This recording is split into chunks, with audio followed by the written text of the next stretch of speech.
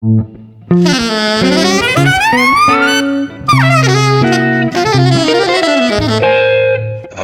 Jazz.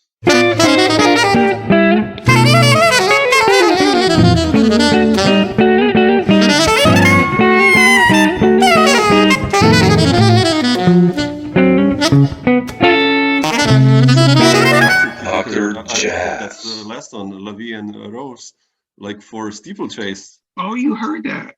I have that right here. Yeah, it's this record right here. Yeah, it's so beautiful. And you play cello. It kind of reminded me of some, old, almost Ron Carter stuff, like way back, and how beautifully you phrase the melodies and everything. And I wanted to ask you, like, beautiful band with Billy Drummond and Jay Anderson and Peter Zach. And how did this record come together? Is this also like your regular group lately, or?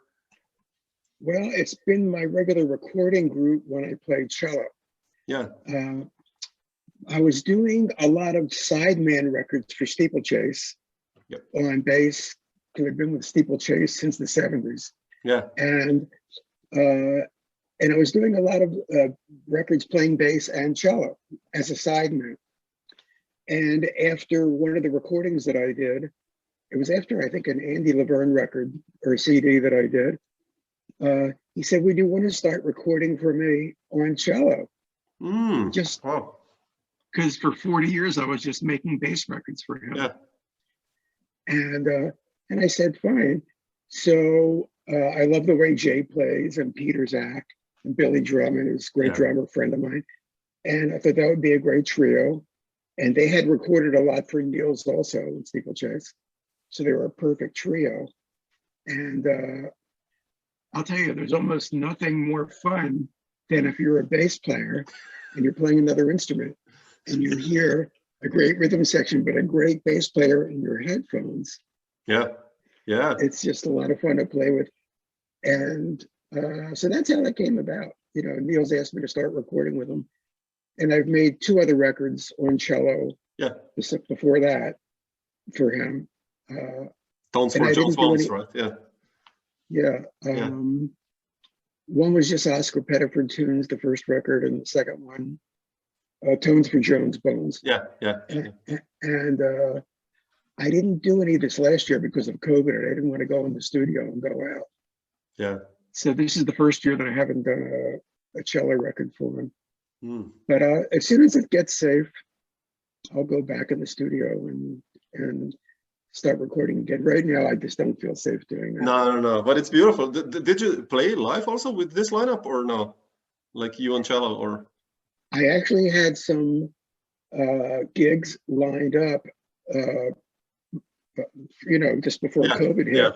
Yeah. But everything was canceled, and some people said, "Don't worry, it's before the lockdown started." Some promoters said, "Don't worry, it's safe." But it wasn't safe. So what they didn't cancel, I canceled. So maybe when we come out of it, and those records were released just before COVID hit. So it's perfect bad timing. Yeah. No, but it's such a beautiful one. You chose such nice songs also, Domingos and the Jobim. And like, how did you come up with the repertoire? I mean, like, how did you decide which songs to play? For the cello records, I mainly picked tunes that were very melodic. Yeah. Had beautiful melodies, had beautiful harmonies. And a lot of them were tunes that I had grown up listening to, or my parents used to play. Makes sense. And so they're in my head all the time. And when I record them and play them, I really don't have jazz version, even though I record jazz. I only have the Broadway show versions in my head, or the movie versions in my head, because that's the first how it time should I saw be. that. Yeah. So tunes that I just grew up listening to.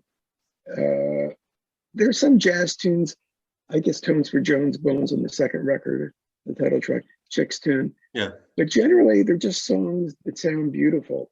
And for my bass, the last bass recording that I did, I'll show you the cover. It's right here. It's Bill's hit tunes. Yeah. And they were all Bill Evans tunes. Yeah. With Andy Laverne on piano.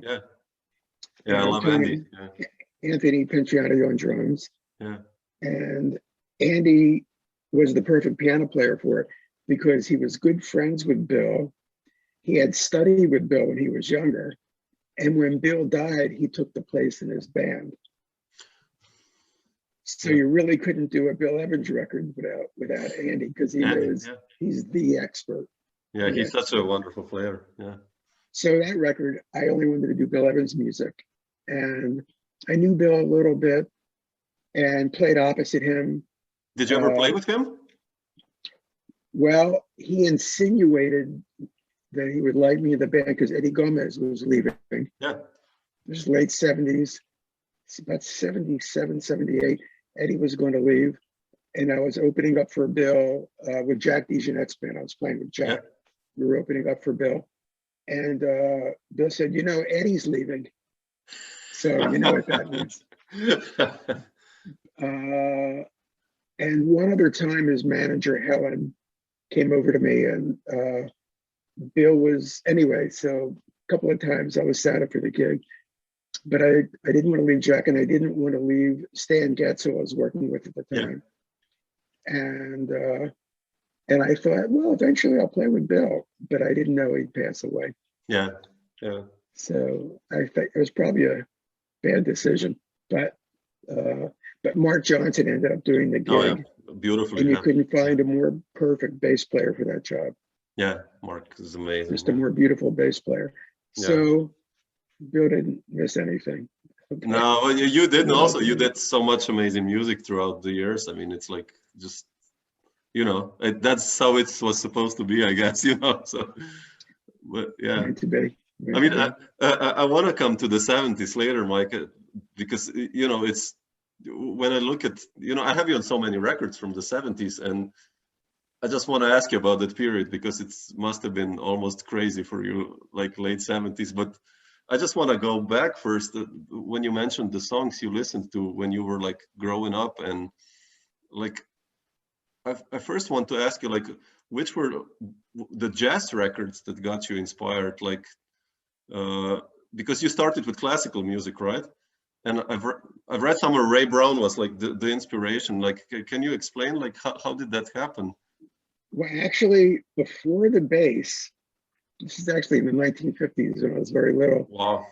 Elvis Presley was real big. Yeah. And my mother loved Elvis Presley. So she had all those records. You Ain't Nothing But a Hound Dog, Don't Be Cruel. And I said I wanted to play guitar. This is elementary school. So my parents gave me guitar lessons, classical guitar lessons.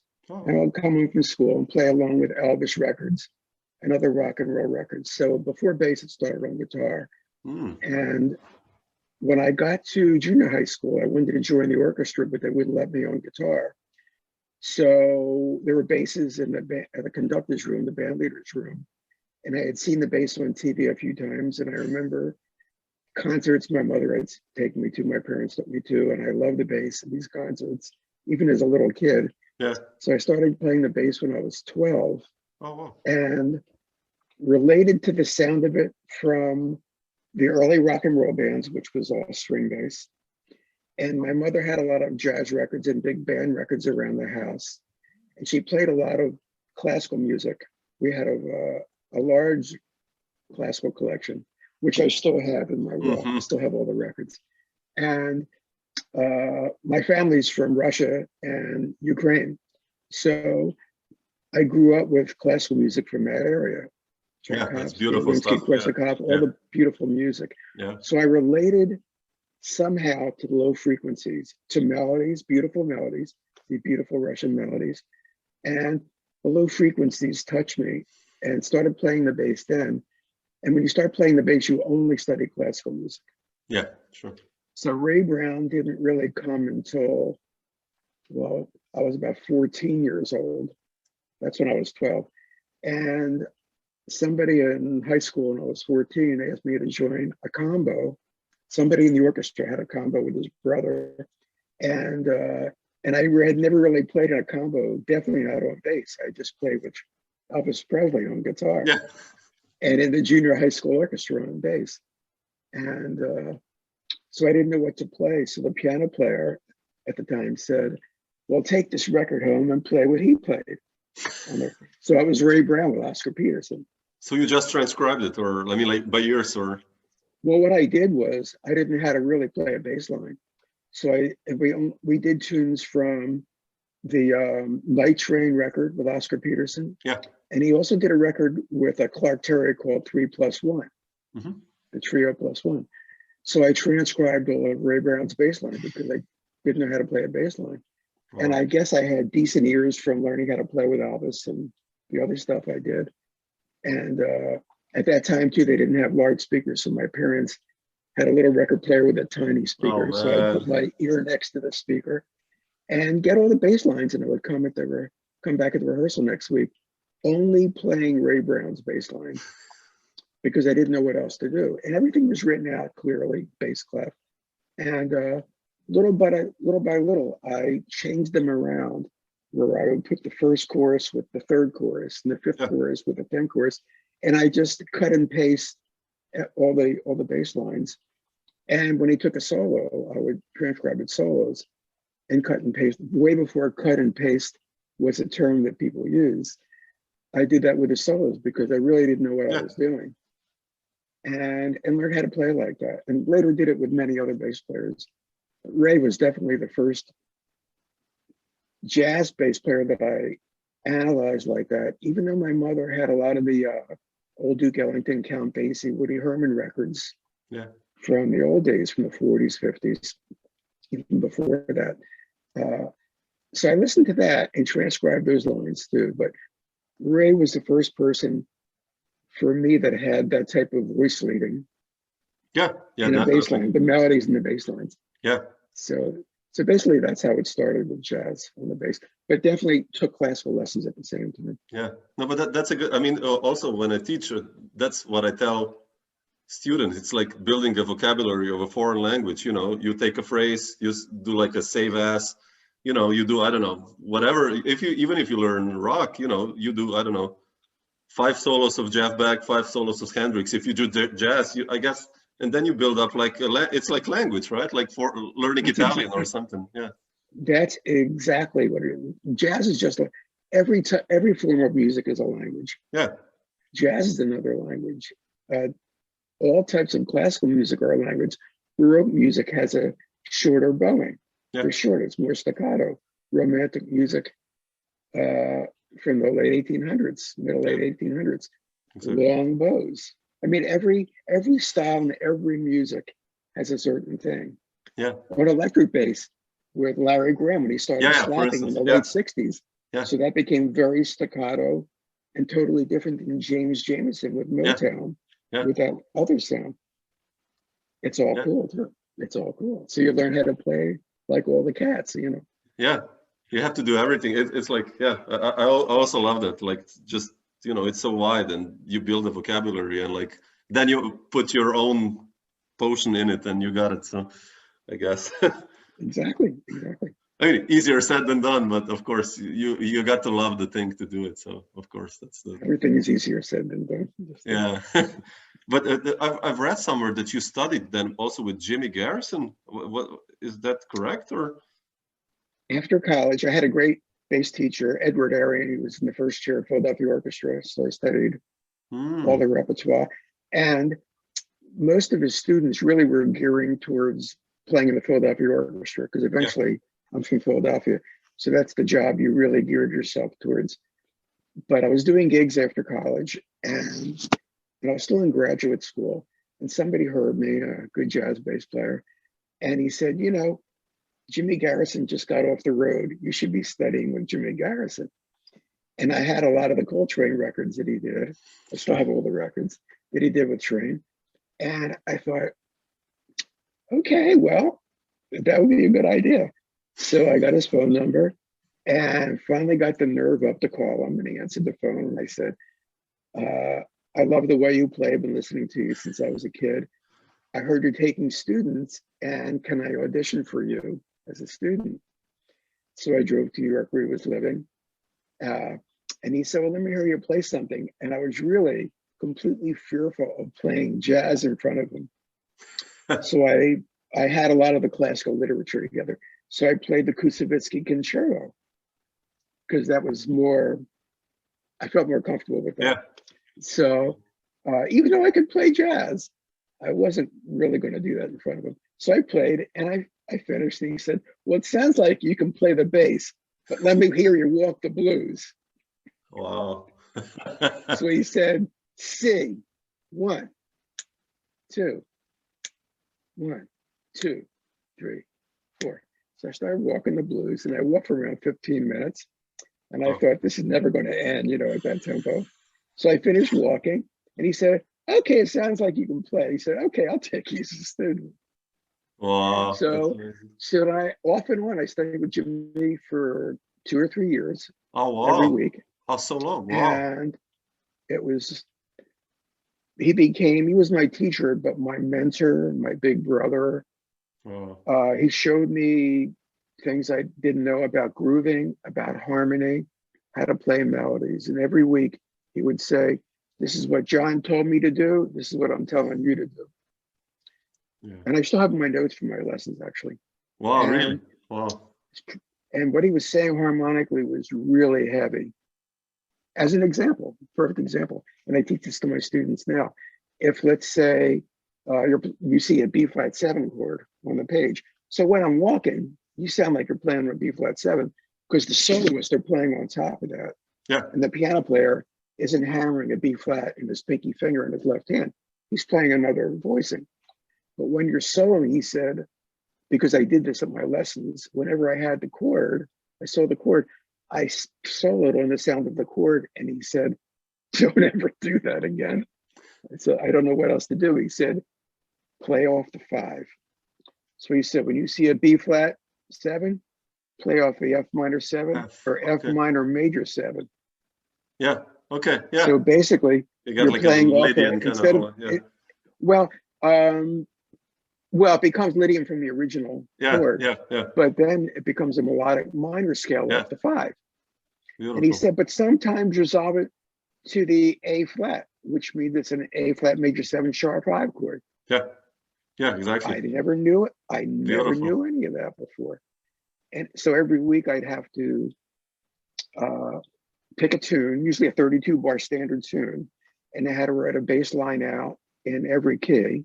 Wow. And he would, and I'd come in with my lessons and I would play my bass line in every key because it was about at least a 3-hour lesson every week. Wow. And I would play through every bass line. He would solo, then he would play my bass line and I would solo, but only using the melodic concepts that he taught me, playing off the 5, going to the dominant 7, making a major 7 sharp 5 chord out of it, but finding a melody that was built around that. Wow. Beautiful. So he taught me so much about harmony because I never studied jazz harmony before that.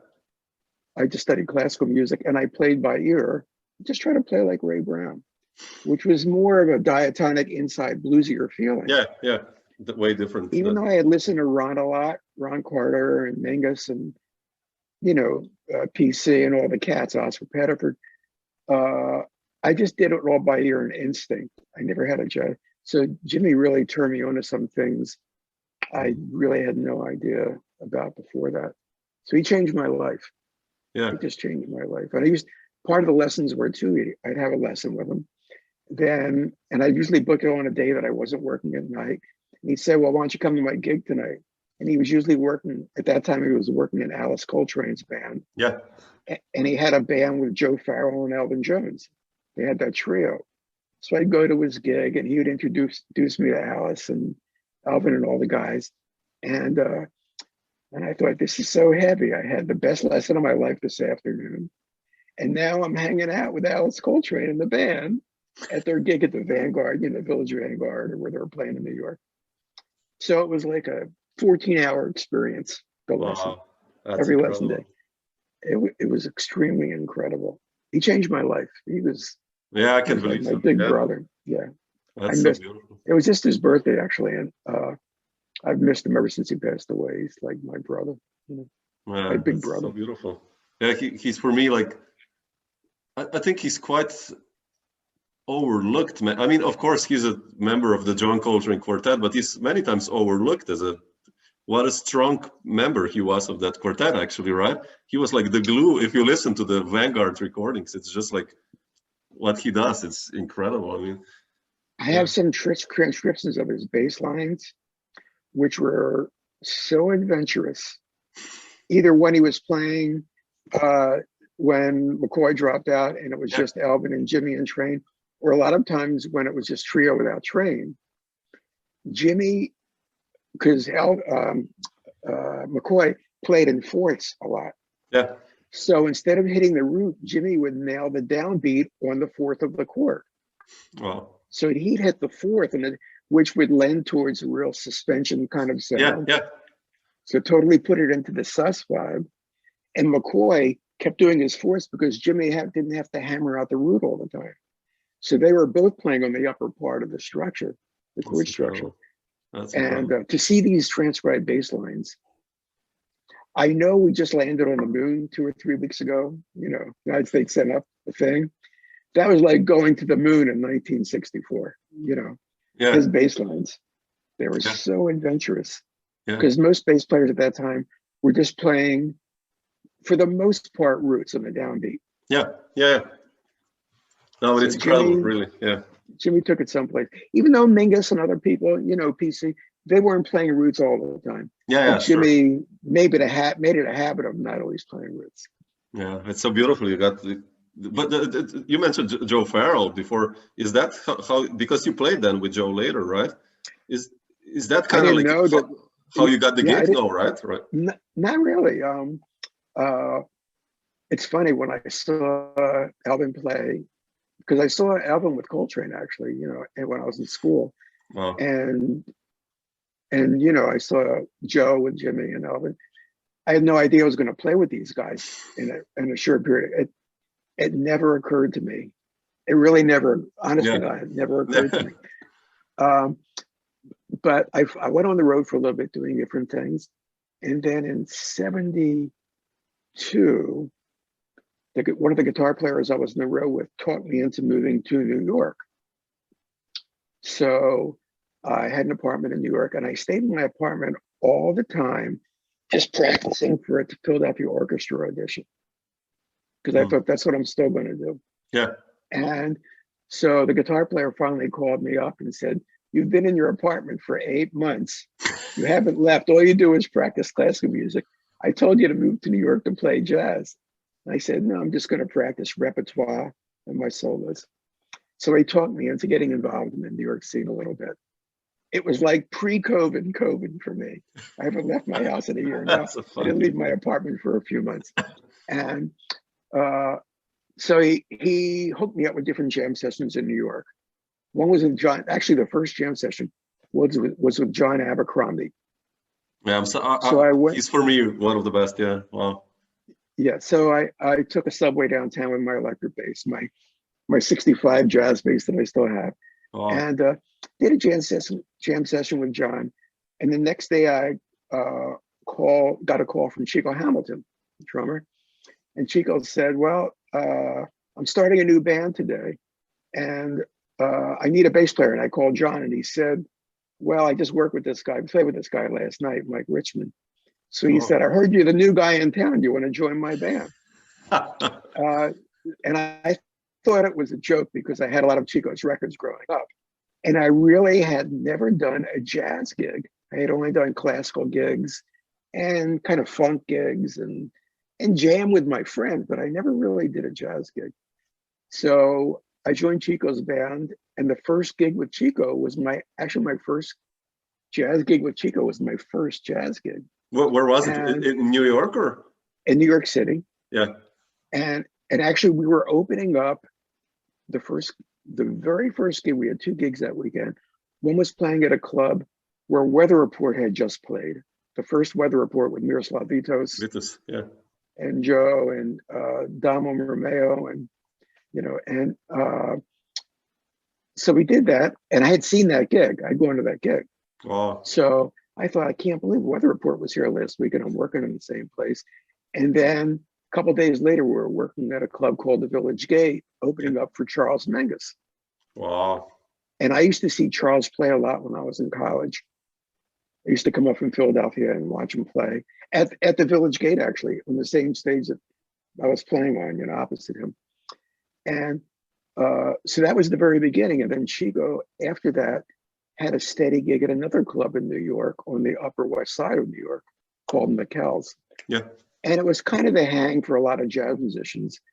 So Chet Baker, Joe Farrell, Lee Konitz, everybody that lived in the neighborhood, because that club was in the low 90s. And Joe Farrell lived on, I think, on 87th. Chet lived up there. And Lee Konitz lived on 86th Street around the corner from there. Oh, wow. So they all used to come to the club and hang out. They heard me play and they thought, you know, I want this guy from my band. So just from Chico's gigs, every time a band leader would come in, they'd ask me to join their band. So I started doing gigs around New York. Then Gil heard about me. Gil Evans heard about me. This was about early, I think February 73 or late 72. And he said, "Do you want to join my big band?" And I had all the Gil Evans records that he did with Miles. So I said, sure. So I said yes to everybody. Wow, yes, sir. So it was a pretty exciting time because every night I was working with basically one of my idols.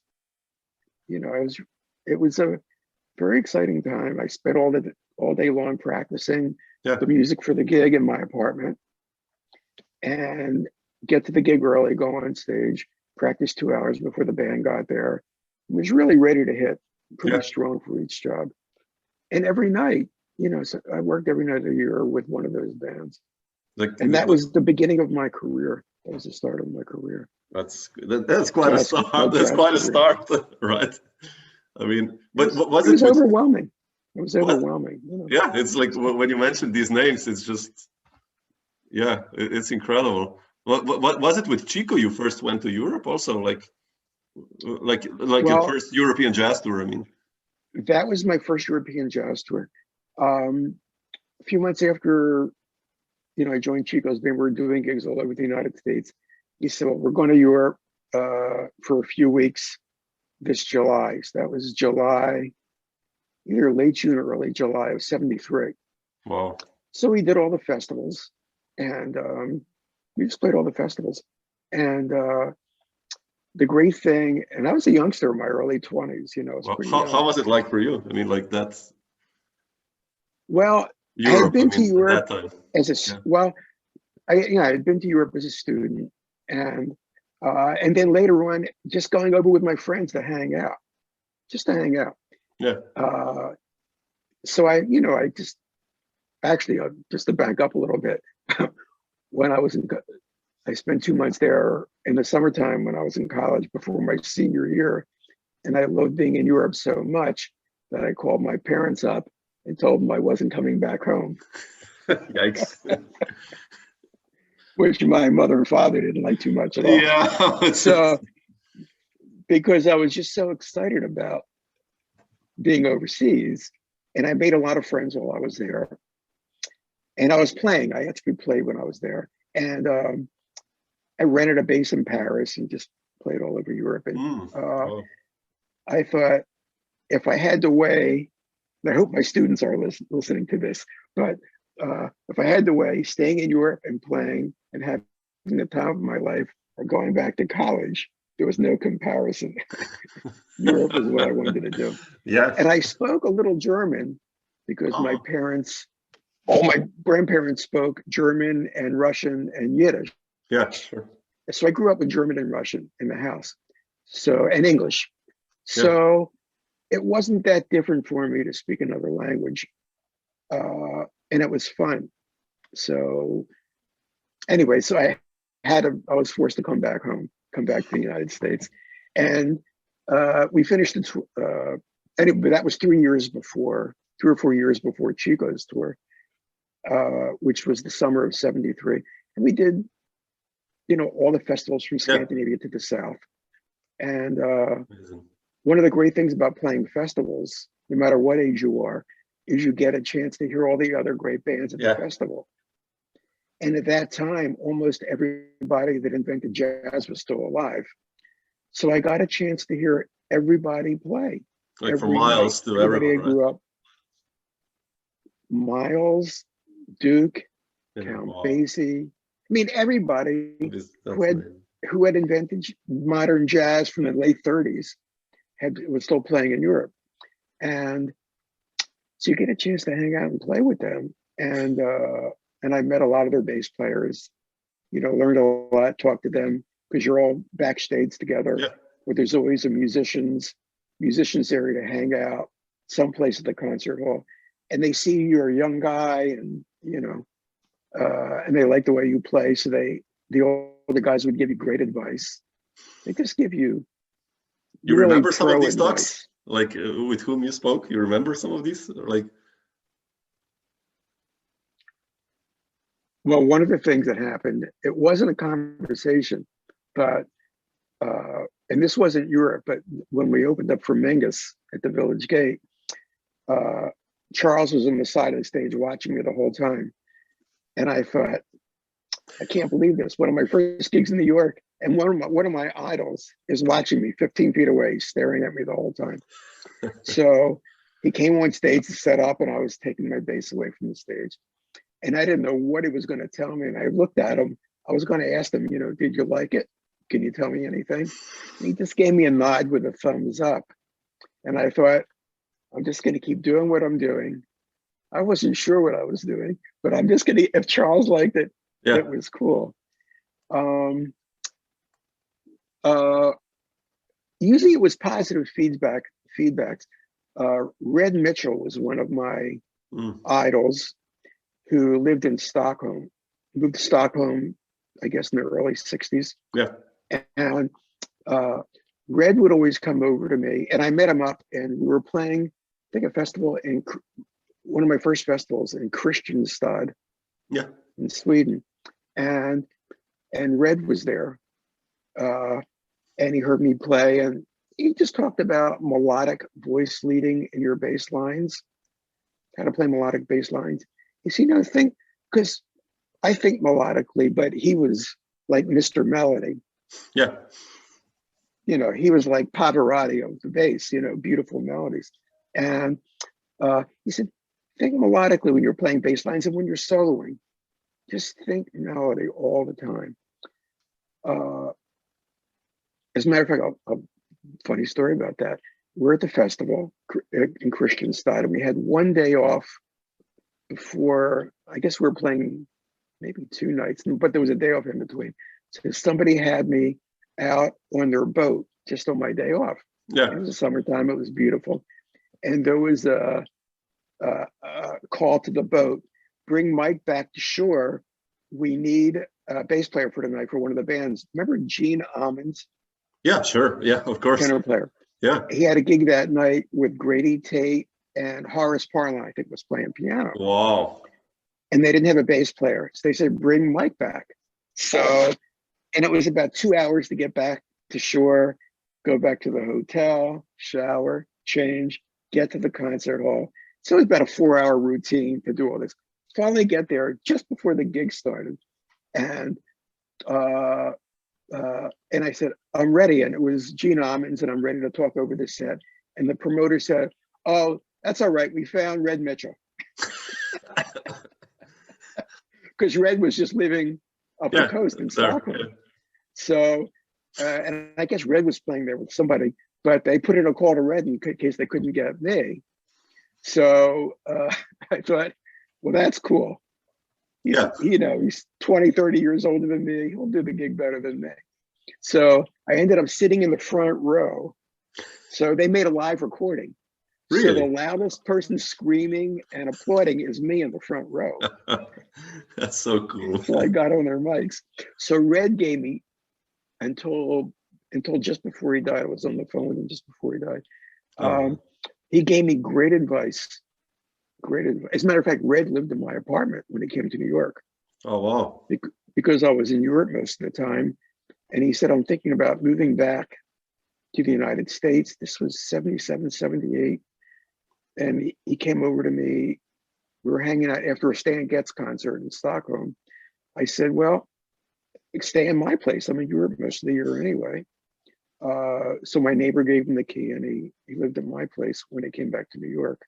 And so I think he lived other places too, but he was definitely at my place a long time. And so I was a little instrumental in him moving back to the United States. Yeah.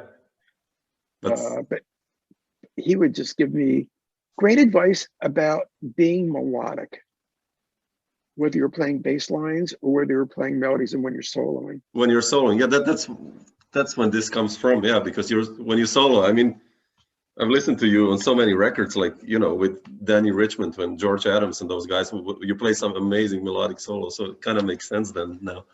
Yeah, like.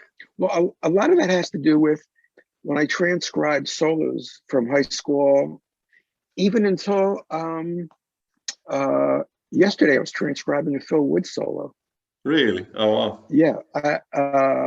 On this one tune, I wanted to see how he was playing on a certain set of changes. Actually, he was playing with Michel Legrand, and they were doing a tune that started off with a half diminished to a dominant, sus flat 9 to a minor chord.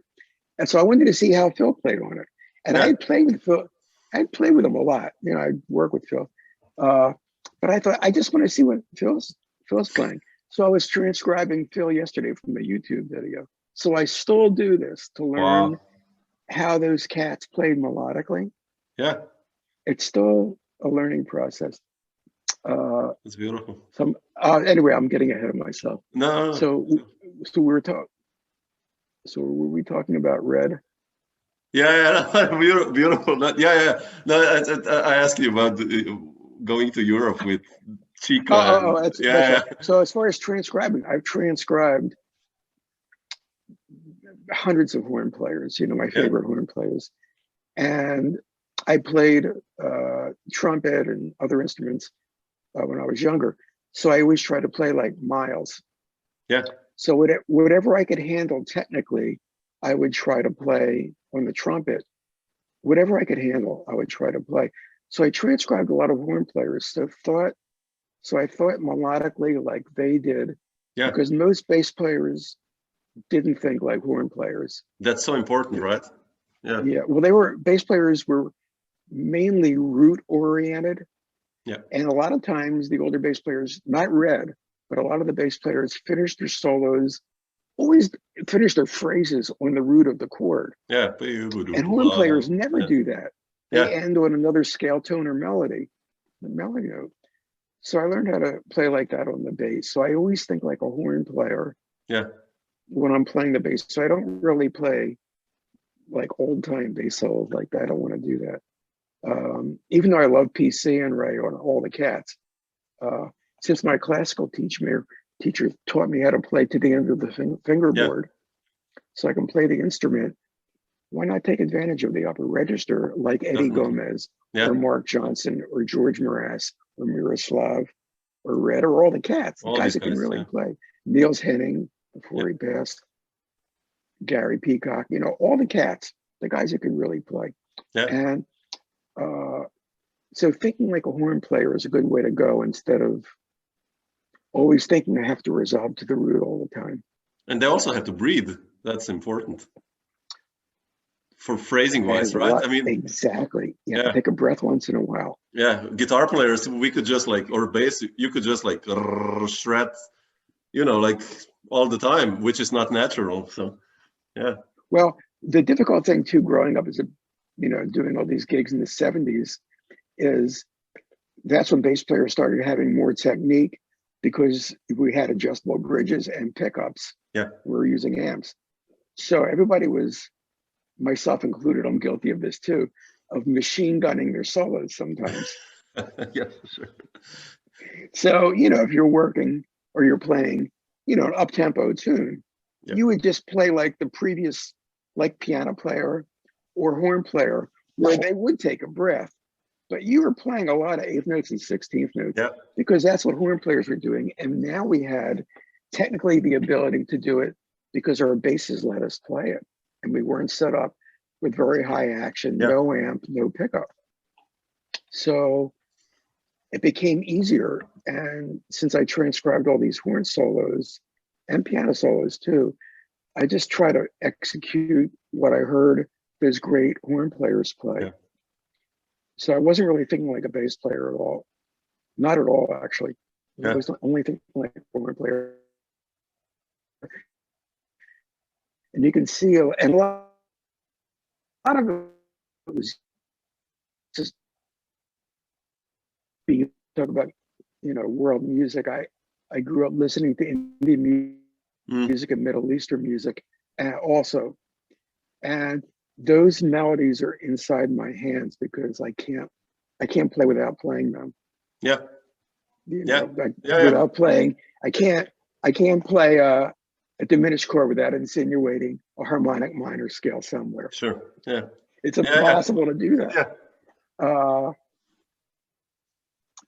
Just impossible. Even though by the Jazz Police, you wouldn't do that.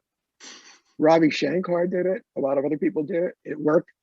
That's what I want to sound like. So that's in there too, in addition to all the fusion bebop stuff. All the sitar music I grew up listening. All the oud players too. I love oud. All the oud players and the sitar players are in every jazz improvisation that I do. Yeah. You can hear that. Yeah. So it's a very feel-good way to. It might not be a completely authentic bebop way to play every tune. Yeah, but it's a melodic way to play.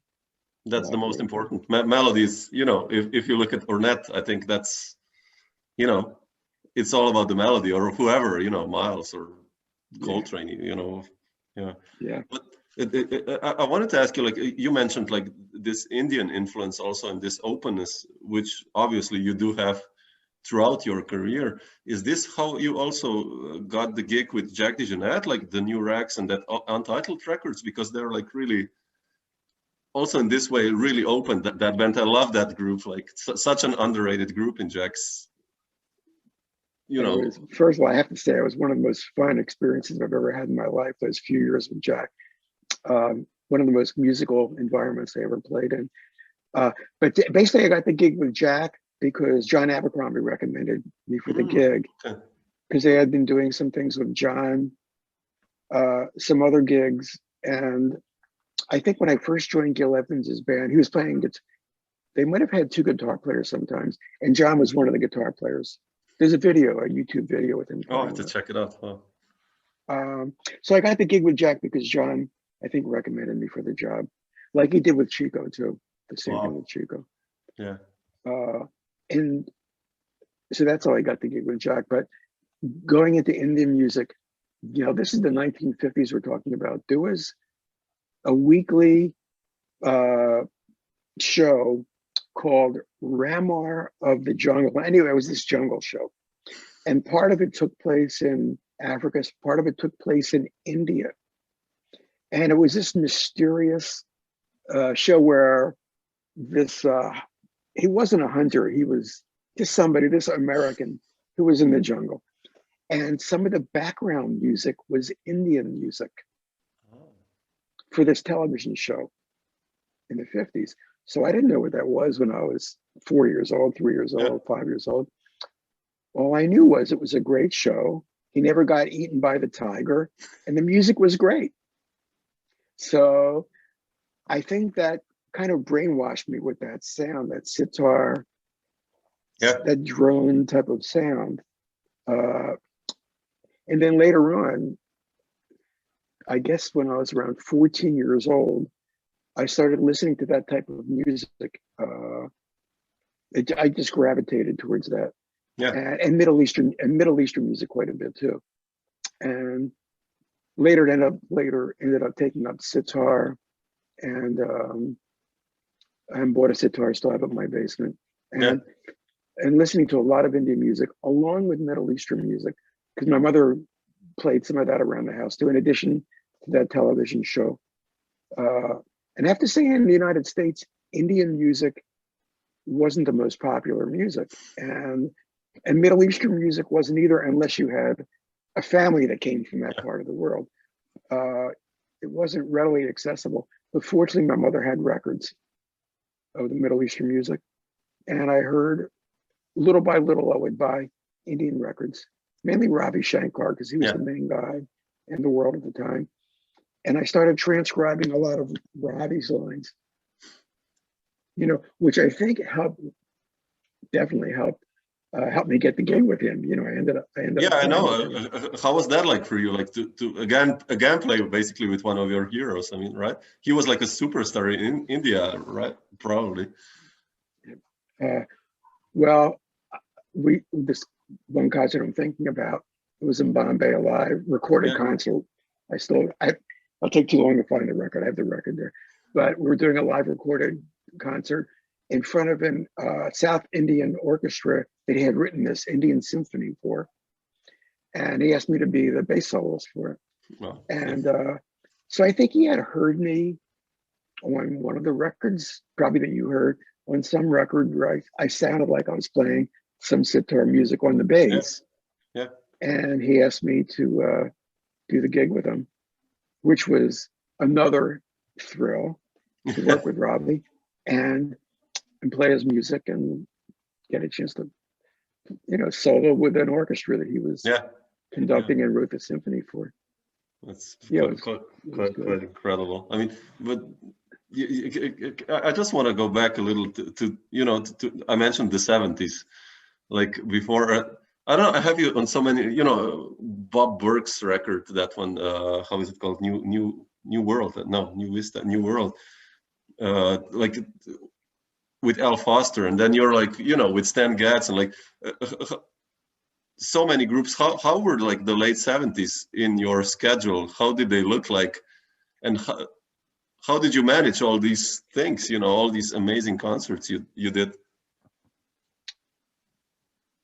And one sub question, sorry, Mike. How did the gig? It took a lot of work it took a lot of work and a lot of traveling. Yeah. For instance, you're in Slovenia. I remember one time I was playing with Jack, and we were in Yugoslavia actually, and we had just finished in Zagreb, and I had 3 days off before the next gig. We're going someplace else in Yugoslavia. Anyway, so Tom Harrell was doing a record, and so they asked me, "Would you fly back for the recording?" So you leave early the next morning after your concert with Jack. You fly all day, go right to the studio from the airport. Oh man! You record a couple of days, then you fly back to Yugoslavia for the next concert. So it was constant travel around the world, 52 weeks a year. It never stopped. I could never do that now. It'd be too hard for me. But at the time I was young and I was traveling with a bass. Oh, so yeah, it was easier back then even. I had your right? bass with you. Yeah. Well, you were allowed to put it on the plane, and everybody got a seat for me. So I put the bass on the seat, and you had to play your bass, and it kept you in shape traveling. Kept you in good shape lifting up a 50-pound bass all over the place. And so it involved a lot of traveling. So you would do maybe a week with somebody wherever you were in the world, and somebody would say, "I have a concert here. Would you fly over for the concert?" So you would just fly over someplace in the world just for a day or a few hours, go right back to the airport, go back to the country again. It took a lot of work, and I didn't. Once in a while, I'd have to turn down gigs. Yeah, sure. Once in a while, I have to turn something down. But I did that until I think 1993. I started backing off a little bit. Wow. And then in around 2000, right after 9/11, around 2000, 2001, I thought I have to stay home more. I have to stay back here more. So it was starting to physically get to me a little bit.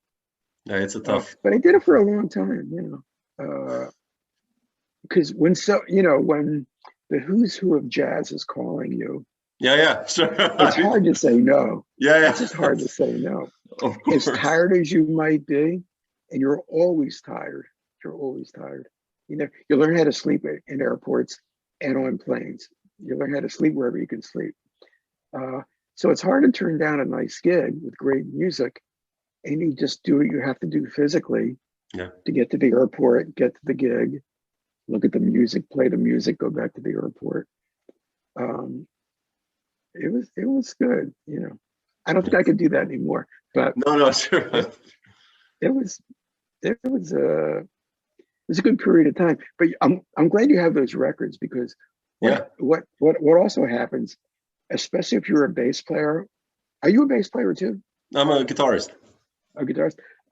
If you're a bass player, you basically make a living making people sound good. Yeah, That's yeah, my job, is to make yeah, everybody sound good. So you can see by the first bar what somebody needs. If they need more roots, if they need you to play on a certain part of the beat with the drummer, just to hook up better, just to accompany them more, just to make them sound good.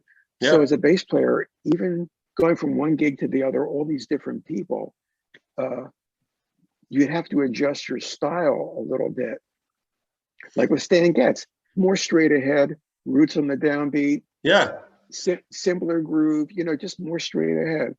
If you're working with Tom or Bob, you know, Bob Berg, they're more open-minded, because yeah, Bob Berg was trying to play like Coltrane, but you had Cedar Walton on piano. How yeah. come It's Cedar was, such, so yeah, that Cedar. was, Yeah, such a group. so you play notes that make Cedar Walton sound like Cedar Walton.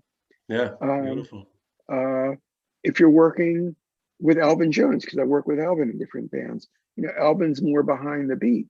So you have to really lay it down the middle of the beat so he can play more behind the beat. Yeah, yeah, If you're working with some other drummers that play on top of the beat with these great horn players, you have to play a little underneath them, otherwise the tempo will pick up. yeah. So you have to adjust your beat, or this is what I do. Not everybody does this, but I just want to make everybody feel good. So I don't force what I did on my last job, on the job I'm doing tonight. And you know, after the first 4 beats, exactly what the next 4 hours is going Yeah, to be. And that's so beautiful. there's a Yeah, lot of adjusting. There's a lot of adjusting. There's a lot of adjusting. One thing I did too, I guess it was about 20 years after one of the concerts with Chico in Montreux, Switzerland. We were working in Montreux, and I didn't know 20 years later I'd be with Miles, you know, on the same stage. So, you know, we're playing these tunes, and we went into this, I forget the tune now, but we went into a tune, I think it was in D minor. I don't remember all the tunes we played. So I remember listening to Ron Carter so much on those records. So Ron played these certain bass lines that I played through high school and college, and I just loved Ron's bass line. yeah. So I started playing that for the first 8 or 16 bars in the tune right after the head. And Miles turned around like, how do you know that? And I was playing exactly what Ron played for him, Yeah, you know, 30 years before that. So it was funny. It was funny, you know. I thought, well, now I'm playing with Miles. I'm going to play Ron a little bit. yeah, I'm just going to play, because it was hard to play in D minor without playing some Ron stuff, sure. because Yeah, it's so inside of you. It's so, sure. everything that's great is what he did, you know. And so I did that. I remember Miles looking around like, I can't believe you know Ron's bass lines on the same key. We weren't playing that tune, but so, you know, so it's, as far as adjusting, you know, you play a little bit of what they know somebody played with Yeah, them, you know, when I was a little kid, but you let them know, well, I heard your records, I listened to your records. So you bring that to the job too. So whatever gigs that you play makes with sense. Yeah, Stan, all those, you know, well, all the first rehearsal with Stan before, a lot of these guys don't rehearse. They just go on the gig and they put music in place. How did the concert with Stan happen? I mean, what's the story there? You remember? Well, Stan, you know who Billy Hart is. Yeah, sure, of course, yeah. And Billy had played with Stan for a long time, and he was trying to get me on the gig for a long time, and from the early 70s, and I couldn't do it. I just didn't have time to do it. And then eventually they called me from the road, and Stan had let go of the bass player that was in the band. Anyway, let him go. So I think Billy called me on the road and said, we really need you in the band. So they came back to the East Coast, and we were rehearsing at his place because Stan just wanted to hear me one time before the gig. So rehearsing at his house, this mansion that he lived in. And so we played a lot of the tunes that are heard on the records. All the tunes that are heard on the records. Yeah. So his wife came in to give us some coffee and everything. And she was listening. She said, it sounds like you've been playing with Stan forever. I said, I have. I've been playing with all his records since I was 14 years old. Yeah. Because I did. Yeah, it was fun.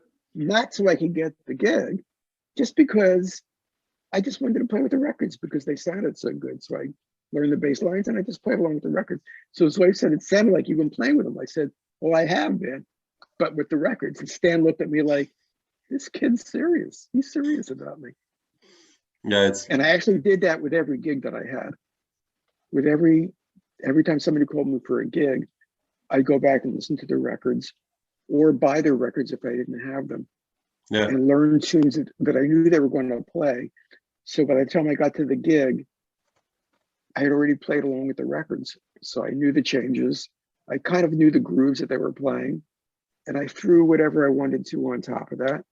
And because I have my own little twist of how I like to do things.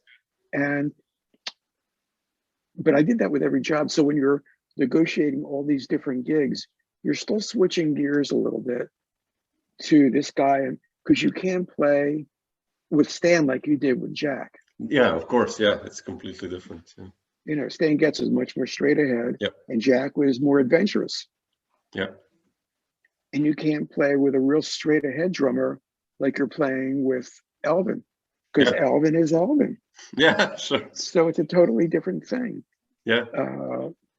And even as far as soloing, if you're taking bass solos in Chet's band, Chet just took a beautiful solo. You're not going to play a lot of notes. Yep. You can't play a lot of notes after Chet took the most melodic solo in the world.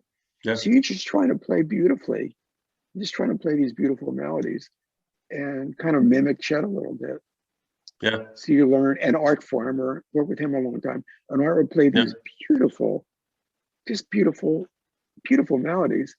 So then it's your turn to take a solo and you try to play a beautiful melody too. But they hear that you're doing that. Yeah.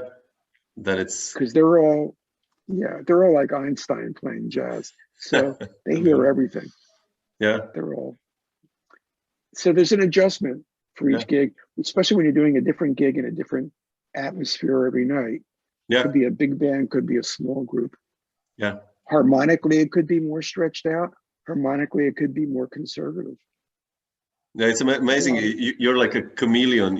I listened to the other day to Hand with George Adams and Danny, and it's bizarre that we're talking about the same period, kind of you playing with Stan Getz and making this record as well, and many others, because it's just like musically it's like it's the same, it's jazz, but it's what I mean, it's very different, and it's still you, and it's still you're like Scottie Pippen to all of them, to all those Jordans, basketball association. Well, it's good to be open-minded when you're listening to music. Yeah. So it doesn't only have to be jazz. It could be, anything that sounds good sounds good. Yeah. So as far as jazz, if it's an older style, if you're playing a very new style, it's all cool. So you just learn how to do everything that they did on the records. And if you're actually playing with the people that made the original records, you basically knew what they did because you loved how they played. Yeah. You just love how they play. It's so much fun to play with them. And the thing is, when you're actually on the bandstand, you're only thinking about music. You're not thinking about any of the other stuff. Yeah. You're just playing music. But before you walk on stage, you're playing with so-and-so and so-and-so. And, when I joined Horace Silver's band, Horace has been playing in the band. And I grew up all through high school playing Song for My Father, Singer of Blues, all the tunes on bass and trumpet. And thought, wow, The only difference is I'm not playing with the records, and Horace is 4 feet away from me There, with his yeah. grand piano. But it's beyond fun to play those original songs with the person that wrote them, Yeah. or to play all these bossa novas with Stan, to play sketches of Spain later with Miles Yeah, that's and amazing. Gil. Or I remember at one of the festivals in Europe, I was playing with Dizzy and Stan. And Wow. so, you know, Dizzy invented bebop with Bird. So I'm playing with Dizzy.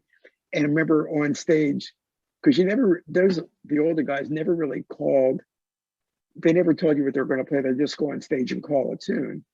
And they just assume that you know 10,000 songs. So I remember he turned around and said, Night in Tunisia. So I thought, this is great, because I always tried to play Night in Tunisia, you know, on different instruments. And now Dizzy's standing right in front of me and Stan's playing. Thinking, wow, this is so hip to play Night in Tunisia. To change my With Dizzy, yeah. with Dizzy, and then Stan's there.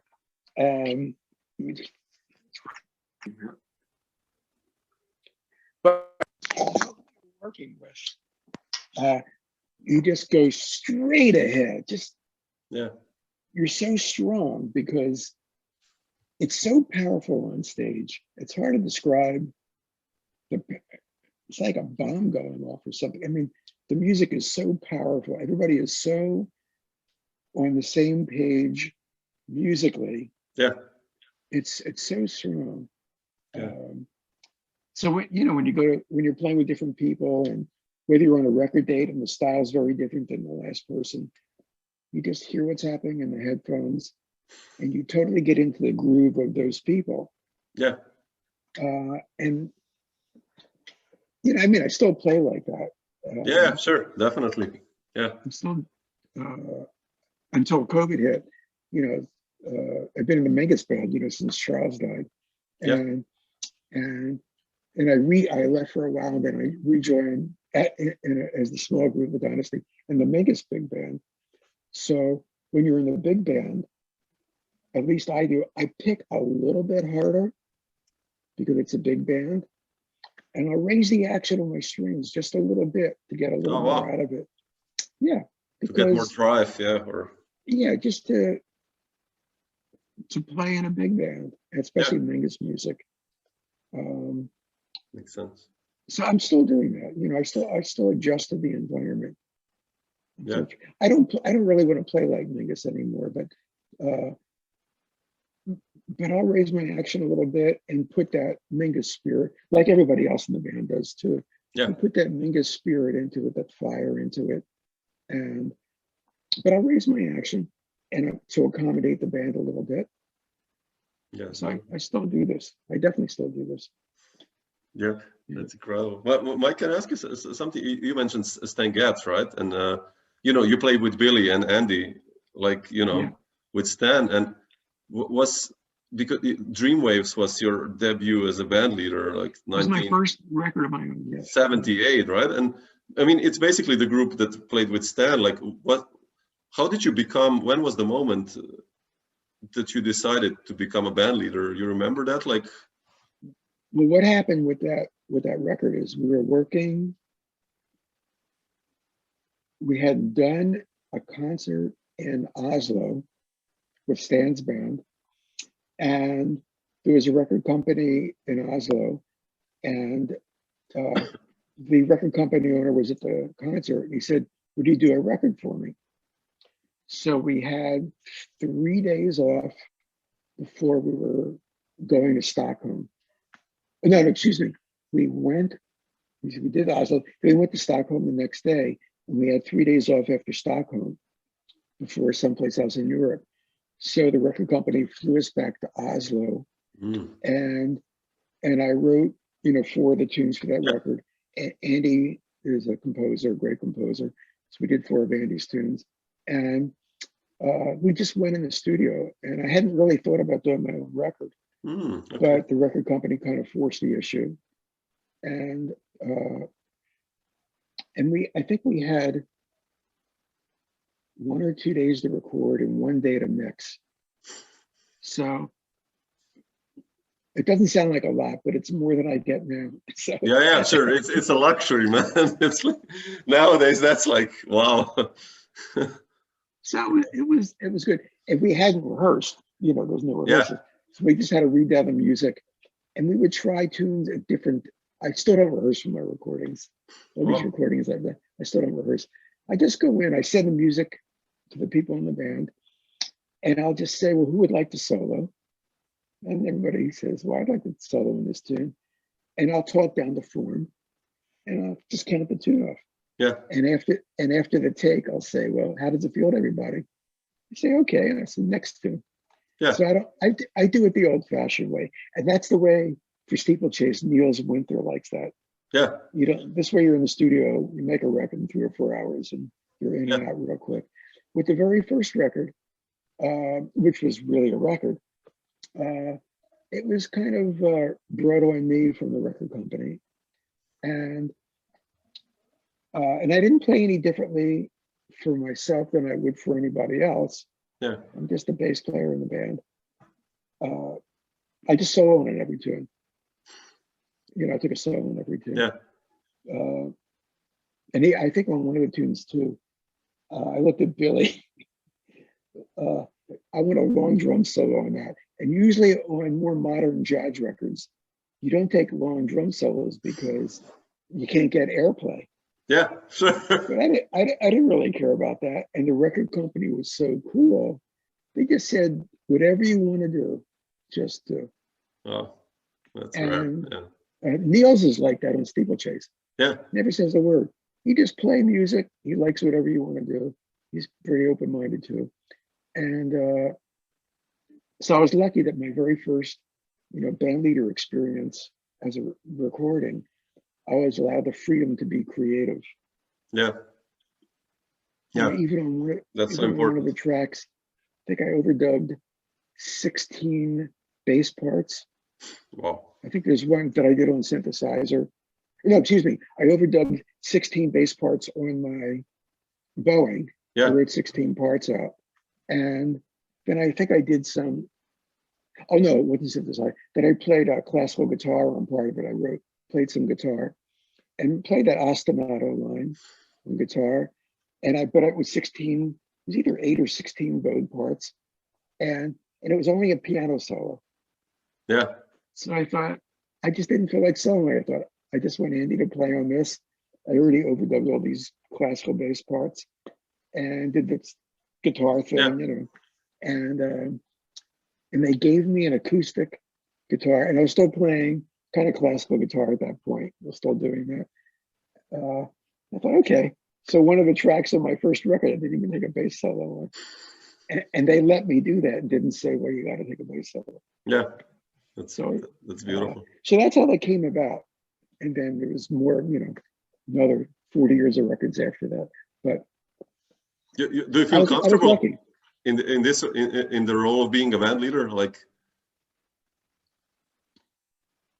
It is because my philosophy is let everybody play.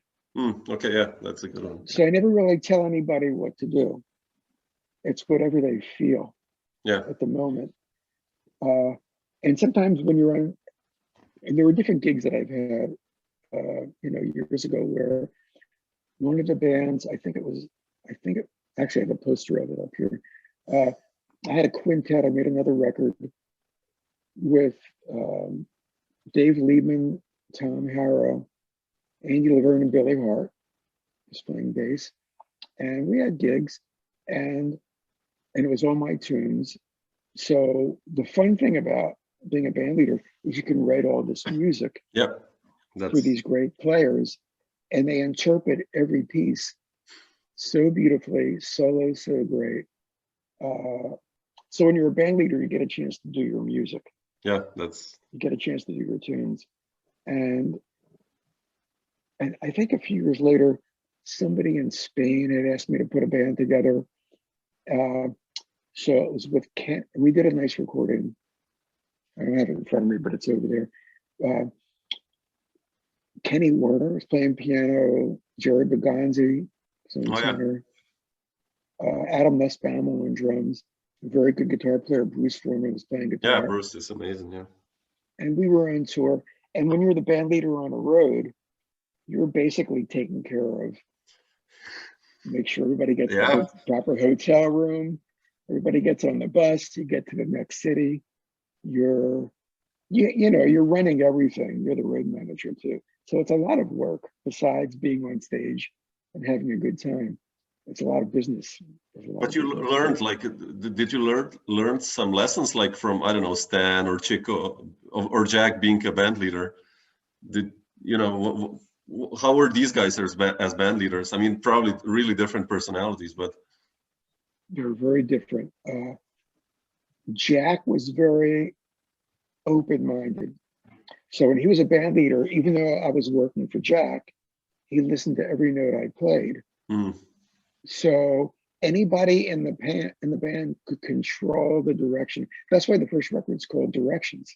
Yeah. Or even they've been, because we all took it in different directions. Or the band was called Directions, because Jack was the band leader, but he was so fluid and open-minded, and he had such great ears. Yeah, he still has such great ears. But he'll go with anybody that wants to take it in a different direction. With Stan, you really had to follow Stan. You really had to follow him. But if he did something a little different, he would go with it. Especially with the bass line.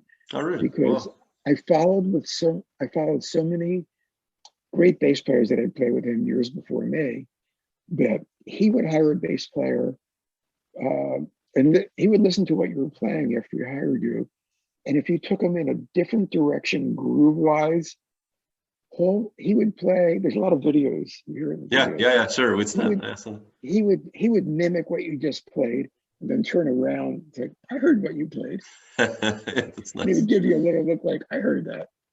See, he would mimic you and repeat what you played. So Stan had good ears too. Horace Silver, he had to totally play with Horace, completely play with Horace. Chico, Chico, listen to you, but you had to play with Chico. Art Former, great ears, listen to you. Miles Davis, he had ears as big as my living room, he had gigantic ears. And you can see, we did a record, live recording. Yeah, sure. You can see if I played a little triplet in my bass line, he would spit back a triplet, a bar. I have to check this out. Okay, I'll be aware of that actually. It's on the videos, So I would play, if I play a little skip on the bass, he would mimic a little thing, or if I play something, he would do something. So those great players, they listen to you too. Yeah. So that's the fun thing, is that you're just having a conversation. Yeah, it's all about this, And I have to say too, when you're growing up listening to their records, you really never thought you were going to have a conversation with these guys. Yeah, it's amazing. You never thought about it. Yeah. Yeah. But that's what it was like, bizarre. Playing with each one of them. They all have a different way of thinking about their music. So when I become a band leader and I learn from them, I really learn from the people who are very open-minded and let everybody play. Yeah. Whatever you want to play.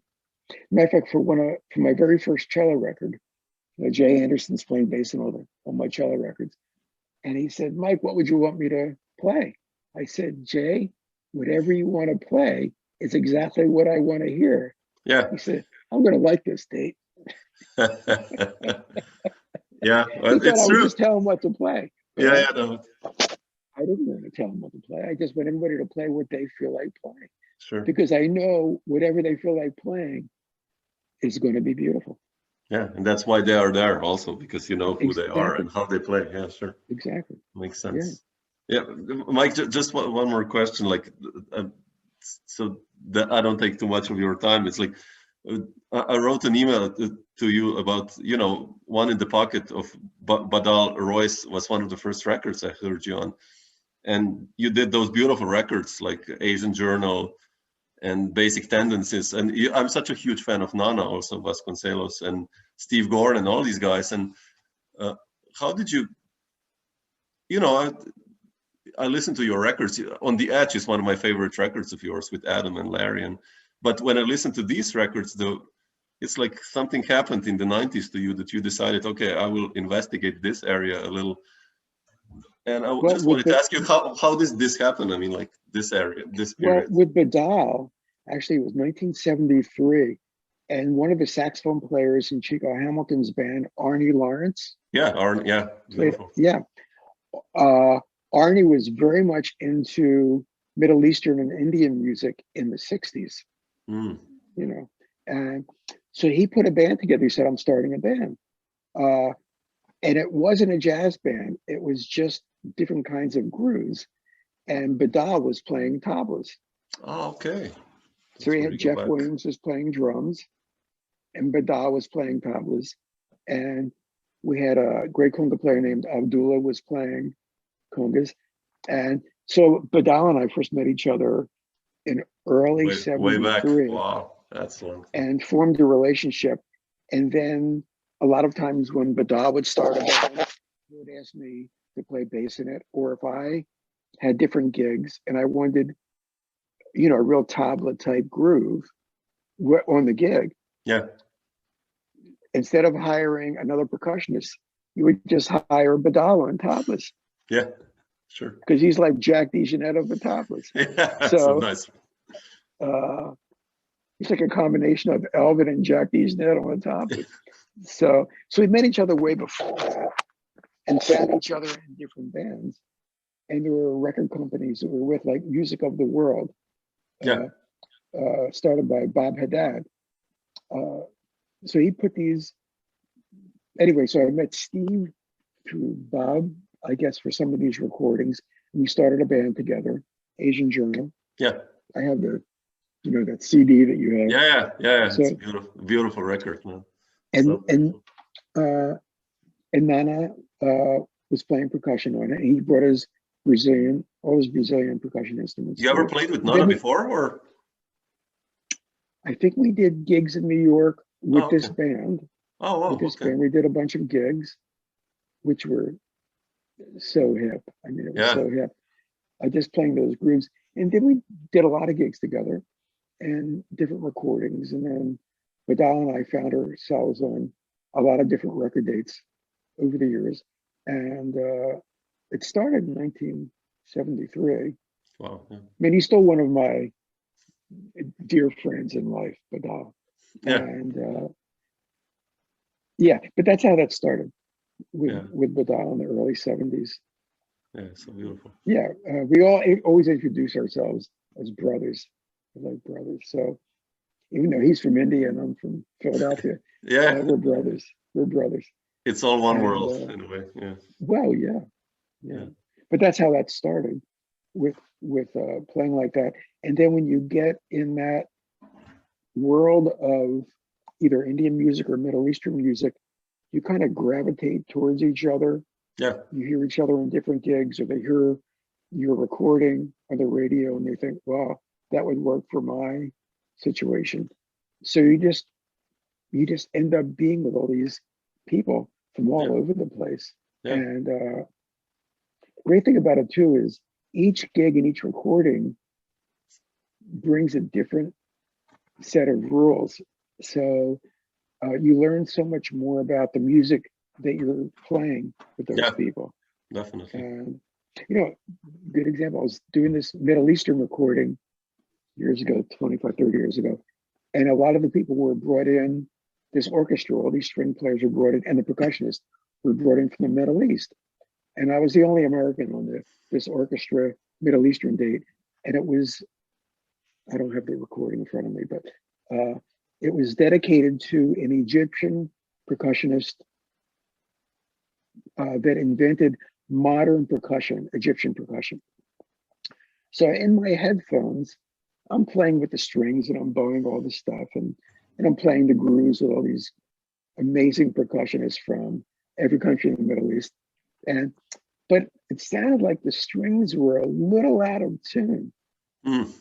So I went over to the first violinist on a break and said, what you just said, it was this woman who was a great violinist. I said, you just play so beautifully. I said, maybe I'm not hearing it right, but it sounds like you're a little out of tune. She said, we're not out of tune. we're playing in quarter steps. Yeah. You're playing in half steps. Half steps, yeah.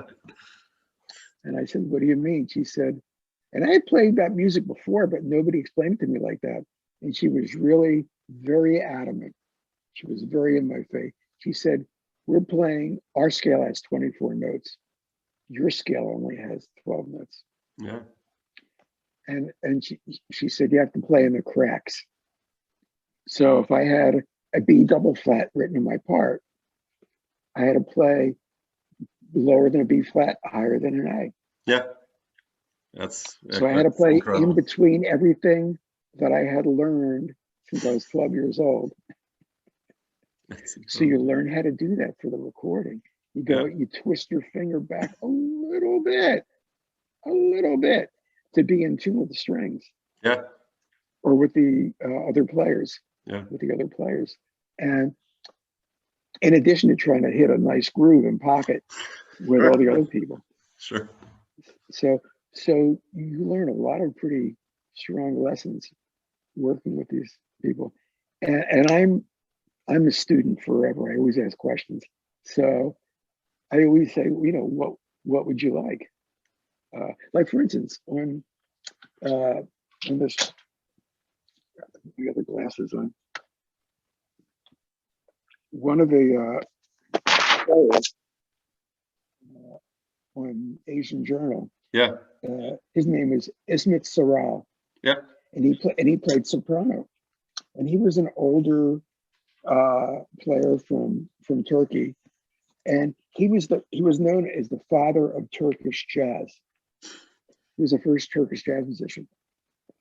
So we're in the studio, we're making this recording. And anyway, so he came over to me, he said, can I show you something? And I always say, great. He said, this is a secret scale my father showed me and his father showed him. Because he thought I'd be open to it. Yeah. And so in Western music, you have a certain scale, whatever it is, and it's the same thing for 2 or 3 octaves. Yeah. But he said when we get to the second octave, we change the notes. And if we get to another octave, it's different. And I never thought about it like that. It's quite interesting. I always thought you play the same thing an octave higher. Yeah. But he said, no, when I'm in a different register on the soprano, I'm going to change the notes. And if I get higher and play more harmonics, it's going to be a different set of notes. I didn't know that. And it was an amazing music lesson. Yeah. And it was amazing. And in my house somewhere, I have that scale that he told me. And it's something you don't see in books. You just have to know somebody that knows that, that's much older than you, that has been around the block more than you have. Definitely, yeah. And so you learn, you know, so we talk about Asian Journal and working with them. Sometimes somebody on a recording or a gig will just turn you on to an idea that changes so much. Yeah, that's true. You know, they become your teachers in addition to people. Yeah, you always learn. Yeah. Yeah, it's beautiful. We keep talking, I mean, anything else you'd like to know from this career that I've had? Yeah, it's incredible. It's just like really, like you know, I have you on so many records, and it's just so many things you've done. You know, it's just it's quite. You know, I've talked with so many musicians in this. I just started doing this last year, and so many of you guys have done so much. It's sometimes, you know, it's hard. I didn't like talk like that with Randy Brecker, and it's the same. You know, like. It's with Randy, you know, you can talk just, or with you, like only about 1977 for 1 hour probably, or who you played with. So yeah, it's quite incredible, really. You know, going back to what we started with, that period with Chico from 73 when the Conates or Gil or Joe or Chet would come in, they, you know, that 1 week, you could be working with each one of those guys in a different club. Yeah. And the vibe, it's hard to describe. It's hard to describe how good you feel when you get back to your place at night after the gig. Yeah. It's, Yeah. and I like to practice. So I would get back from the gig at night, and I had an apartment. So I would just practice until the sun came up. I would just practice all night and sleep most of the day, you know, and Yeah. then go to the next nice gig at night. And I would just try to get ready for the gig the following night, or go over some of the tunes that I had just played with them. So the next time I work with them, I'll feel a little better about it. Yeah. But every night is one of those experiences. Yeah. And when I lived in New York, I lived, I guess, from the early 70s until I moved to New Jersey, where I am now. Tom Harrell was the trumpet player in Yeah. Horace I Silver's love band. Tom. Yeah. So I was living with Tom, and the apartment downstairs opened up. So I got the apartment downstairs. So and it was a real nice building on the Upper West Side next to Central Park. And the woman downstairs from us owned the jazz club on the corner. So I'd get home from my gig, 2 or 3 in the morning, and I'd start practicing. And I'd hear Tom upstairs, either practicing or writing music on his Fender Rhodes piano, or practicing his trumpet with a mute. And so when I practiced, Tom never complained, and he never complained that I was practicing. And the woman downstairs owned a jazz club.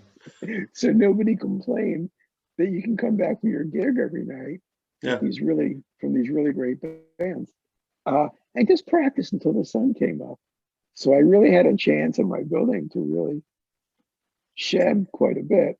Yeah. And the girl who lived next door didn't mind me practicing either. She didn't mind it. So in this regular brownstone apartment building in the Upper West Side. So I was very, very fortunate. And once in a while, actually, because his electric piano was right over my living room, I would hear him play these great harmonies and work out this great stuff that he was going to do. We were doing a lot of gigs in New York. So he was working out the same harmony that he wanted to play on the next night on trumpet. So once in a while I heard something and I would think, I got to know what he's playing. So I would call Tom up on the phone, even though he was just above me. And I'd say, Tom, what were you playing? What were you playing? So he held the phone in his arm, and I hear him just above me showing me the harmony. But we would spend another couple hours on the phone talking about harmony, because we knew if I walked up the stairs, we wouldn't get any sleep. We'd just be talking the next day. So those kind of things happen too, where you're on the phone talking about the harmony just played on the gig that he's working out on piano that you hear just above you from the Fender Rhodes. Yeah. So you get this harmony lesson from this harmonic genius. Yeah. And you're writing down and I had my piano right there too. So I'd try it, then I'd write down what he was talking about. Yeah, Tom was, I mean, it's, you did like 2 or 3 records together, right? I think under his name, or I did. I think in the 70s, or Yeah. He was on Bob's record too, right? Yeah. Play Bob too. And he was on my record, the record that I made. Yeah. With him. We did a few records together. One thing that's great was when you work with people like that, you can talk about harmony. And I know I talked a lot about harmony with Abercrombie. Yeah, how was John like? I mean, like, he's for me one of my heroes on guitar. Like, how was he like, your experience with him? One of the most beautiful people in the world, and another harmonic genius. Yeah, great composer. So melodic, beautiful sound, this beautiful warm sound, so warm. Never overplayed. Yeah, true. It was all about harmony. And he's one of the he and Mick Goodrick. Yeah. And because they lived together in Boston when they were at school at Berkeley, late 60s, early 70s. So they kind of developed this new way of playing guitar, which Pat Metheny adopted. Yeah. And Pat took over and took it to a different thing completely, different level. And John was just a harmonic genius with a beautiful melodic sense, warm sound. and left a lot of space in the band sometimes, Yeah. in Jack's band. And we were actually on the road with each other until just before he died. Really? In Europe. Oh wow. Really? Yeah, Oh wow. some stuff. And Oh. until maybe a year before he passed, Oh a few wow. months or a year before he passed. And great ears, heard everything, just heard everything. So imagine being in Jack's band with a drummer that hears everything, And a and a guitar. guitar player that hears And Alex everything. Foster, who was also like a monster, right? And same thing, Yeah. you know, Alex can hear everything and he can play everything. Yeah. So, you know, the first year I was in the band, except for the first record, we really didn't have music. We would just improvise music. Mm. We Wow. would go on stage and we wouldn't have any tunes. We would play long sets. So we would play maybe an hour and a half set, take a break, go on, play another hour and a half. There was always a long drum solo each set. And so you'd walk on stage and you really wouldn't know where to start. And if somebody would sneeze in the audience, Jack would hit a ride cymbal, I'd play a harmonic. All of a sudden, it's an hour and a half later. Yeah. It's beautiful. And then all of a sudden, you know, we were on ECM, so Manfred would say, you know, we have a record date. So we're thinking, how can we go in the studio and make a record of 40 minutes or something. 8 or 9 tunes? Yeah. When every tune lasts an hour and a half. We didn't even know how to make a record. So everything was real short, you know, so we brought in some music and played the music. But normally, you know, every tune lasted at least an hour and a half. So we really stretched out. Yeah. Even on my gigs, when I had a band, my first band with Liebman and Tom and Andy and Billy, a lot of times we only played 1 tune a set. So I'd call a tune and we play the head, and usually there's the saxophone solo, first solo, but you don't play the same tempo and style the whole tune. So within that first solo, which might last 14 or 15 minutes, it goes to 4 or 5 different tempos. We might, you know, the quarter note might become a dotted quarter. Yeah. Or you might play off a quarter note triplet, half note triplet. It might become a slow vibe, and you superimpose the changes. Then maybe the next solo will start Tom solo, might start on the last tempo of the last groove of that thing. Yeah. Then it'll go through another 15-minute osmosis. It was like, you know, the Odyssey when he was just, it was like the Iliad and the Odyssey. You just keep going and wherever it goes, whatever you discover. So there were a lot of sets. There was only 1 tune a set, but you went through 50 different kinds of grooves and tempos. Thanks. Yeah. And eventually the song would find its way back to the original tempo. You have some recordings still of those times? Like cassettes? I have cassettes, actually. I have cassettes. Oh, you should put them on digital format, or I know I have to do that. that would be amazing. I've had a few floods in my basement, and they were in paper bags in the basement. So I hope they're still left. But I have cassettes of some of this. Oh wow! But the concept was, and I had just finished playing in Jack's band. The concept was, let's see just where it goes. I don't want to play a song. Everybody plays the same tempo, 2 or 3 choruses. Next song. Even though most gigs everybody plays like that. Yeah. I don't want to play like that.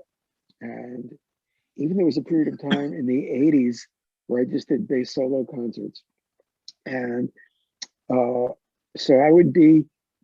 I played some festivals. So I would be the opening band at these festivals. And I was the only person in the band. Yeah, that's...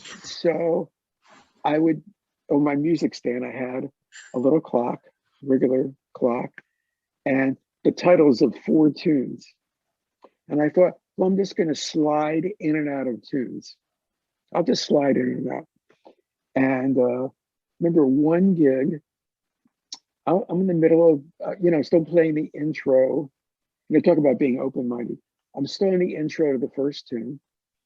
And I hear people coughing and sneezing, and I hear chairs moving around.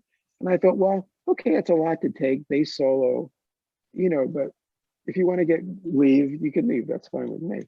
And then I looked at my clock and I saw I had already played an hour and never gotten into the first tune. Oh man.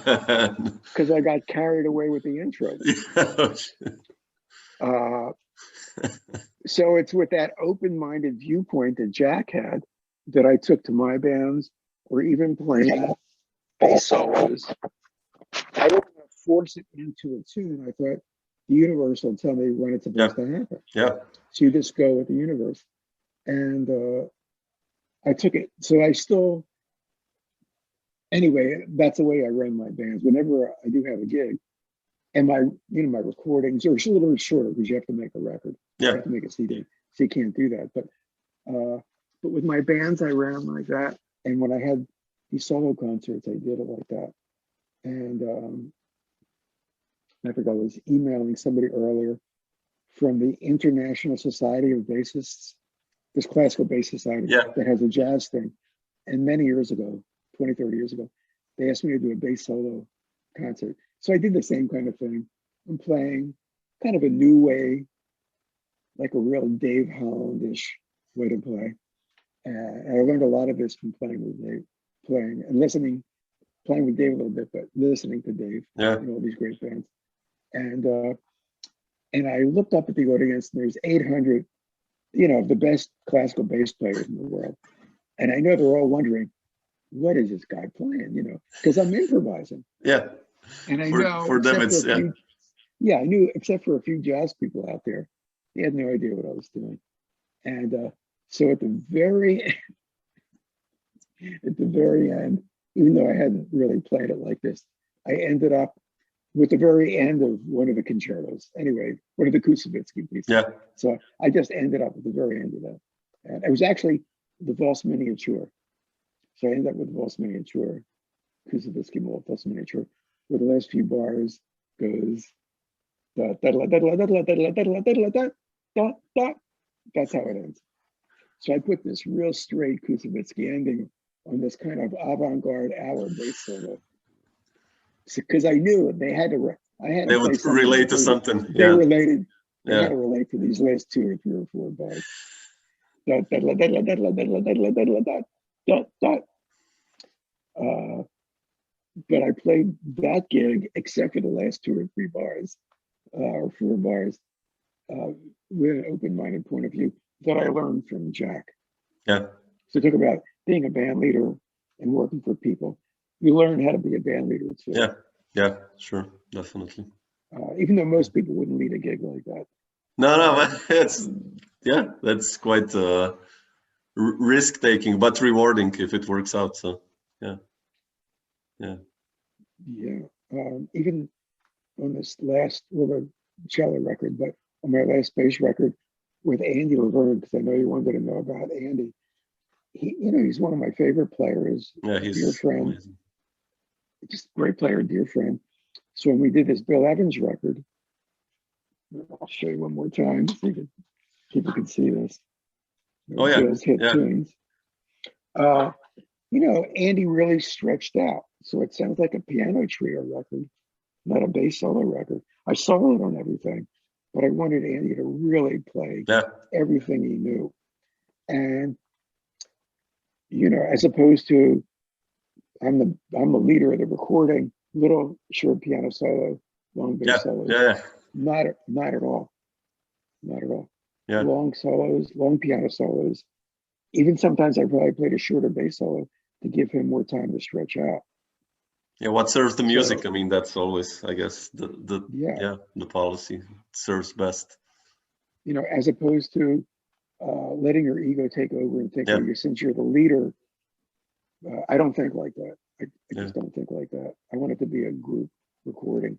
Even though my name's on top, doesn't really matter. Yeah, that's so important. Maybe you do gigs like that yourself. Sorry? Maybe you do your own gigs like that yourself. Oh yeah, I'm quite. I made so many records, but usually I'm a guitarist and I write 10 compositions, but I usually take 3 solos maybe on the whole record. It's okay, same thing. Okay. Yeah, if you I don't know, if I play with Drew Grass or Tom Rainey or whoever. I'd rather have like 4 Drew Grass solos than, or you know what I mean? It's like, because I know that kind of serves the music better in my ears, at least. I don't know, but yeah. Yeah, you're talking about great musicians. So Yeah, yeah. So of course. yeah, that's so important, I think. So yeah, oh, this it's one. actually endorsed by Jocko and all the people. And yeah, sure. as a matter of fact, I'll just tell you a quick story. I'm sure you like Jocko. Oh, please. After I wrote it, because he was a friend of mine, I gave the book to Dave Holland and Jocko and Eddie and all the guys. And when I was at talking to Jocko, I wrote something about something called skips and go skips. Yeah. And pull off. There's something called pull off skips where you pull off the string. Yeah. And I wrote the certain notation to describe it, but I didn't know what to call it. And I said, Jocko, I'm calling it pull off skips because you're pulling off on a string after you pick the note. You pull off on the same string. And I said, I'm calling it pull off skips, but it sounds so weird. What do you think I should call it? He said, call it whatever you want to call it. It's your book. So Jocko was so sure of everything he was doing all the time. Yeah. He had so much confidence that he just said, just call it whatever you want. It's your book. You want to call it a pull-off skip? Call it a pull-off skip. But a lot of the reason it's called a pull-off skip, he said, just call it whatever you want. You wrote the book. Did you ever play with him, by the way? I mean, like... I didn't. We hung out quite a bit, but yeah, I didn't. The only chance we had the time to play, it was after Charles died and the very first Mingus Dynasty started.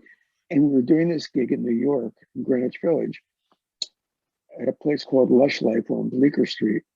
And it was pouring outside. It was pouring. And we're doing this gig, we're playing this job. And Jocko had been working in town, I think with his word of mouth band. So he took a taxi down to the gig because he wanted to play with the Dynasty band. Yeah. And I was leading the band at the time. So Jocko came in out of the rain, soaking wet, holding his, 65 jazz bass, soaking wet, no case. And he said, man, let's play duo. I want to stay with the band. I said, Jocko, you're going to electrocute yourself. You're going to kill yourself. As soon as you plug in the amp, you're going to fry. I said, I'm sorry. I can't let that happen. Man. I can't let that happen. He said, I really want to play. I said, Jocko, you don't realize, you're soaking wet. Your bass is wet. There's probably a little water in the jack. As soon as you plug in, that's the end of Jocko. So, he was real disappointed. He thought I just didn't want him to play. Yeah, yeah. He didn't quite. I said, no, I love you, man. I can't let that happen. And that's the only chance I had to play with him. But I didn't want him to lose his life. Sure. So I didn't. Such a player. So I never played. But I heard him play many, many times with his band and with Weather. I used to open up with Weather Report, Weather Report, with Hubert Laws's band. Yeah, Hubert, another one of the greats. So we would open up and then Weather Report, finished the night, and got a chance to hear Jocko with that band every night. And just to go on about Jocko for a second, one time, also I was opening up for his band at the North Sea Festival outside of Amsterdam. Yeah. So that night it was with the Mingus Dynasty, and then Herbie's band was playing, and then Jocko was finished out the night. So I played my set with the Mingus band, Herbie played, and then Jocko came on I think Randy was playing trumpet and Mincer was playing, and maybe Peter was playing drums in the band. Yeah. And so Jocko comes on playing this really hip funk groove, but it was just like this. But he did it for like 5-10 minutes. Didn't solo, just played this hip groove.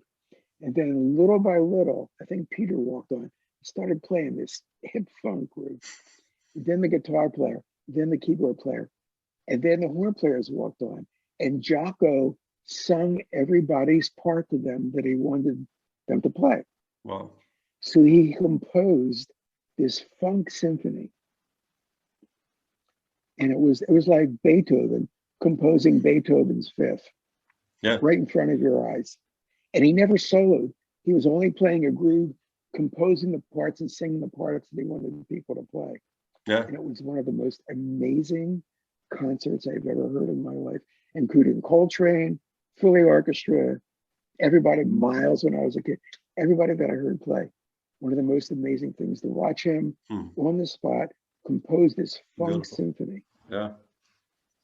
So Was- when you think about Jocko, you know, not Yeah, just he did I play with, Yeah, he's Yeah. such an underrated composer, actually. You know, they talk about, his, 3 Views of a Secret. It's like one of the best ballads ever written, or whatever he wrote, like, Teen Town, or, it's great like- piano player, Yeah, could play drums. He invented a new way to play the electric yeah, bass. definitely. He reinvented.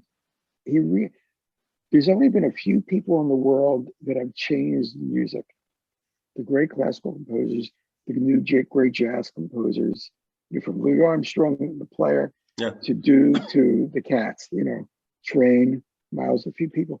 Jocko is one of the people that changed the way you play music and you Yeah. play grooves from being an electric bass player, from the Yeah, electric for bass. their instrument, definitely. Yeah. The use There's of been a ghost lot of- notes and all that. Yeah, it's just bizarre, incredible. He's one of the influential people in my lifetime, Yeah. but I never played with him, never got a chance to play with him. That Dominguez band was the only chance I had, and I didn't want him to electrocute himself, so it never came. It never happened. That would be tragic, man. He never quite understood, but yeah. Jocko.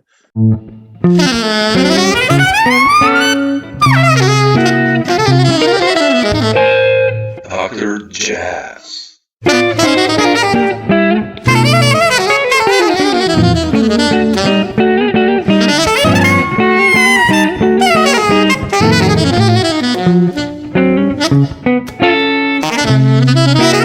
Dr. Jazz.